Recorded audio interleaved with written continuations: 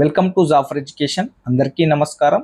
ఈ వీడియోలో 200 యూనిట్ల లోపు ఫ్రీ కరెంట్కి సంబంధించినటువంటి మార్గదర్శకాలని, అదేవిధంగా ఎవరెవరు ఎలిజిబుల్ అవుతారు, ఎవరెవరికి ఈ 200 యూనిట్ల లోపు ఫ్రీ కరెంటు ప్రభుత్వం ఇవ్వబోతుంది అనే విషయాల్ని ఈ వీడియోలో తెలుసుకుందాము. మనకు ఈ ఫ్రీ కరెంటు ఎవరెవరిని గుర్తిస్తారు, లబ్ధిదారులు ఏ విధంగా గుర్తిస్తారు అనే విషయాన్ని ఈ వీడియోలో తెలుసుకుందాం. మనకు ఈ మంత్ 15th వరకు అయితే సర్వే జరుగుతుంది. ఇంటింటికి వచ్చి వాళ్ళు మన యొక్క ఆధార్ కార్డు, రేషన్ కార్డుని తీసుకోవడం జరుగుతుంది.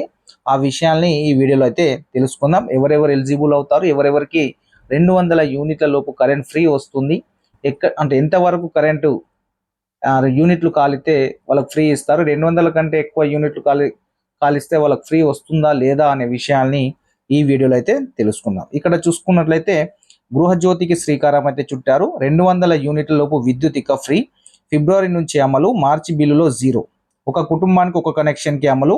2022-23 సంవత్సరంలో 2181 యూనిట్ల లోపే ఉండాలి. ఇక్కడ ఒక విషయం చూడండి, గత సంవత్సరం 2022-23లో కలిపి మీ యొక్క కరెంట్ అనేది 2181 యూనిట్ల లోపు మాత్రమే ఉండాలి. 2181 కంటే ఎక్కువ యూనిట్లు కాలిస్తే వాళ్ళు ఈ ఫ్రీ కరెంట్కి ఎలిజిబుల్ కాదు అని చెప్తున్నారు. బిల్లు జారీ టైంలోనూ 200 లోపే ఉండాలి. కరెంట్ బిల్లు ఇచ్చేటప్పుడు కూడా మీ యొక్క యూనిట్లు అనేది, కరెంట్ బిల్ యొక్క యూనిట్లు 200 యూనిట్ల కంటే తక్కువ ఉంటే మాత్రమే వాళ్ళు ఎలిజిబుల్, 200 యూనిట్ల కంటే ఎక్కువ ఉన్నవారు మాత్రం నాట్ ఎలిజిబుల్ అని చెప్తున్నారు.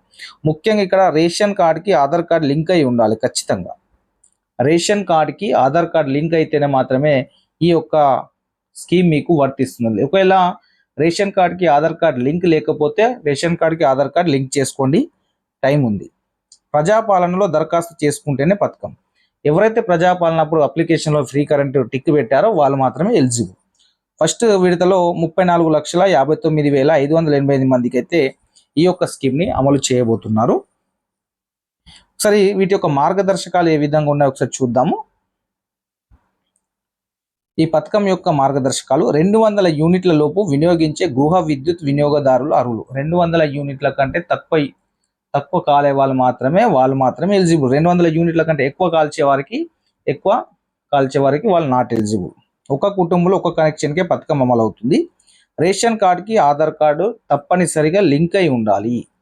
రేషన్ కార్డుకి ఆధార్ కార్డు లింక్ లేకపోతే మీ యొక్క మన రేషన్ బియ్యం ఎవరైతే ఇస్తున్నారో అక్కడ వెళ్ళి మీరు లింక్ చేసుకోవచ్చును. ప్రజాపాలన దరఖాస్తులో యూనిక్ సర్వీస్ కనెక్షన్ నంబర్ అని ఉంటుంది, యూఎస్సి అని. మన కరెంట్ బిల్లు మీద ఒక నంబర్ ఉంటుంది. మనం ప్రజాపాలన అప్లికేషన్ నింపేటప్పుడు అక్కడ నంబర్ రాసి ఉంటాం కదా, ఆ నంబర్ ఖచ్చితంగా రాసి ఉండాలి. నెక్స్ట్ ఇంకోటి ఏంటంటే, కరెంట్ ఎవరి పేరు మీద ఉందో, మీటరు ఎవరి పేరు మీద ఉందో వాళ్ళ పేరు మీద ఉంచాలి. పేరు ఎలాంటి ఎవరు వేరేటోళ్ళ పేరు మీద ఉండి చేంజ్ చేయడం లాంటి ఏం కూడా చేయదు. పాతగా అయితే ఎవరి పేరు మీద ఉందో అదే పేరు మీద మీటర్ని ఉంచాలి. 2022-23 ఆర్థిక సంవత్సరంలో వినియోగం ఆధారంగా అర్హులను నిర్ణయిస్తారు. గత ఫైనాన్షియల్ ఇయర్ ఏదైతే ఉందో 2022-23 సంవత్సరంలో ఆ సంవత్సరం మొత్తంలో 2160 యూనిట్ల కంటే తక్కువ కాల్చిన వారికి మాత్రమే ఈ 200 యూనిట్ల లోపు ఫ్రీ కరెంట్ అనేది ఎలిజిబుల్ అవుతారు. 2160 కంటే ఎక్కువ యూనిట్లు కాల్చిన వాళ్ళు ఈ యొక్క పథకానికి నాట్ ఎలిజిబుల్ అని చెప్తున్నారు. అంటే 2022-23 ఆర్థిక సంవత్సరంలో 2181 యూనిట్ల లోపు విద్యుత్ను వినియోగించిన వారే ఇప్పుడు ఈ పథకానికి అర్హులవుతారు. దీనికి తోడు బిల్లు జారీ సమయంలో కూడా వారు ఆ నెలకు 200 లోపు విద్యుత్ని వినియోగించి ఉండాలి. పథకంలో చేరిన తర్వాత బకాయిలు చెల్లించకపోతే గృహజ్యోతిని అమలు చేయరు. ఒకవేళ 200 యూనిట్ల కంటే ఎక్కువ వచ్చింది అనుకో కరెంట్, అంటే 200 యూనిట్ల ఎక్కువ కాలింది అనుకోండి, వాళ్ళు నాట్ ఎలిజిబుల్. 200 యూనిట్ల కంటే తక్కువ వచ్చి పాత బిల్లులు ఏం కూడా ఆపరాదు. కాబట్టి 200 యూనిట్ల లోపు ఫ్రీ కరెంటు సంబంధించిన మార్గదర్శకాలు అయితే చూశారు కదా. ఒకటి ఏంటి, ఖచ్చితంగా 200 యూనిట్ల లోపు కంటే తక్కువ రావాలి కరెంటు బిల్లు, అంతే కాలే విధంగా మీరు చూసుకోవాలి. ఒక కుటుంబంలో ఒకరికి కనెక్షన్ ఉంటుంది, వాళ్ళకి మాత్రమే అమలు అవుతుంది. 2 మీటర్లు ఉంటే రావు. రేషన్ కార్డుకి ఆధార్ కార్డు ఖచ్చితంగా లింక్ ఉండాలి. ఈ రేషన్ కార్డుకి ఆధార్ కార్డు లింక్ లేకపోతే మీ యొక్క రేషన్ బియ్యం ఇస్తారు కదా, అక్కడ బయోమెట్రిక్ మిషన్ ఉంటుంది కదా, దాని ద్వారా వాళ్ళు చెప్తే మీ యొక్క ration card Aadhaar card link చేస్తారు. ప్రజాపాలన మనం ఇచ్చిన దాంట్లో ఖచ్చితంగా మీటర్ మన కరెంట్ బిల్లు నంబర్ ఉంటుంది, ఆ నంబర్ రాయాలి, యూఎస్సి నంబర్ రాసి ఉండాలి. మళ్ళీ నెక్స్ట్ ఎవరి పేరు మీద అయితే మీటర్ ఉందో వాళ్ళ పేరు మీద ఉంచాలి, ఎలాంటి మార్పులు చేయరాదు. అదేవిధంగా 2022-23 సంవత్సరానికి అంటే ఆర్థిక సంవత్సరంలో అంటే ఫైనాన్షియల్ ఇయర్లో 2160 యూనిట్ల వరకు మాత్రమే కాల్చి ఉండాలి. దీనికంటే ఎక్కువ యూనిట్లు కాల్చి ఉంటే మీరు ఈ పథకానికి నాట్ ఎలిజిబుల్.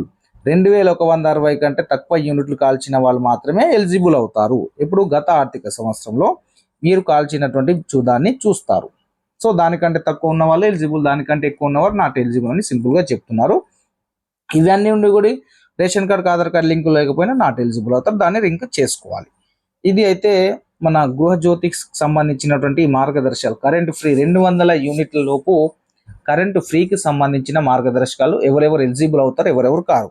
మరి ఏ విధంగా సేకరిస్తారంటే ఈ నెల 15 వరకు, ఈ ఫిబ్రవరి మంత్ 15లోగా మీ యొక్క వివరాలన్నింటినీ తీసుకుంటారు. మీ ఇంటికి వచ్చి మీ యొక్క ఆధార్ కార్డ్ని, రేషన్ కార్డ్ని ఒక జిరాక్స్లు అయితే తీసుకోవడం జరుగుతుంది. ఇక్కడ చూడండి, రాష్ట్రంలో 200 యూనిట్ల లోపు విద్యుత్ను వినియోగిస్తున్న గృహజ్యోతి లబ్ధిదారుల నుంచి ఆధార్ కార్డుతో పాటు రేషన్ కార్డు వివరాల సేకరణ ప్రక్రియ ఈ నెల 15లోగా పూర్తి చేయాలని ఇంధన శాఖ ముఖ్య కార్యదర్శి సయ్యద్ అలీ ముర్తుజా రిజ్వీ గారు అధికారులను ఆదేశించారు. పథకం అమలుపై సోమవారం ఆయన అధికారులతో వీడియో కాన్ఫరెన్స్ నిర్వహించారు. దరఖాస్తులను పరిశీలించడంతో పాటు వారి ఆహార భద్రత కార్డులను సేకరించాలని నిర్దేశించారు.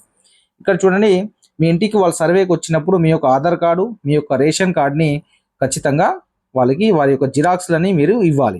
ప్రతి కనెక్షన్కు ఫోన్ నంబర్ను నవీకరించాలని చెప్పారు. ఖచ్చితంగా ఆధార్ కార్డ్, రేషన్ కార్డుతో పాటు మీ యొక్క ఫోన్ నంబర్ కూడా తీసుకుని యజమాని పేరును కనెక్షన్ నుంచి తొలగించడానికి వీల్లేదని స్పష్టం చేశారు. వివరాల సేకరణ ఐచ్ఛికమేనని, 200 యూనిట్ల లోపు కరెంట్ వినియోగించే వారు ప్రజాపాలన దరఖాస్తు పెట్టకపోయినా వారి యొక్క రేషన్ కార్డులు తీసుకోవాలని సూచించారు. ఒకవేళ ఎవరైనా అప్పుడు ప్రజాపాలన అప్లికేషన్ పెట్టుకోకపోయినా వాళ్ళ యొక్క ఆధార్ కార్డ్, రేషన్ కార్డు తీసుకోమని కూడా చెప్పడం జరిగింది. మీ యొక్క ఇంటికి వచ్చి వాళ్ళు మీ యొక్క ఆధార్ కార్డు, మీ యొక్క రేషన్ కార్డు జిరాక్స్లు అయితే తీసుకుంటారు. ఆ విధంగా వాళ్ళు సర్వే చేసి ఎలిజిబుల్ ఉన్న వారిని గుర్తించడం అయితే జరుగుతుంది. ఇంకేమైనా మీకు డౌట్స్ ఉంటే కామెంట్ చేయండి, మేము చెప్పే ప్రయత్నం చేస్తాము. ఈ విధంగా అయితే మార్గదర్శకాలు ఉన్నాయి. ఇవి ఉన్నవారు మాత్రమే ఎలిజిబుల్ అవుతారు, మిగతా వాళ్ళు నాట్ ఎలిజిబుల్ అవుతారు. Thank you so much.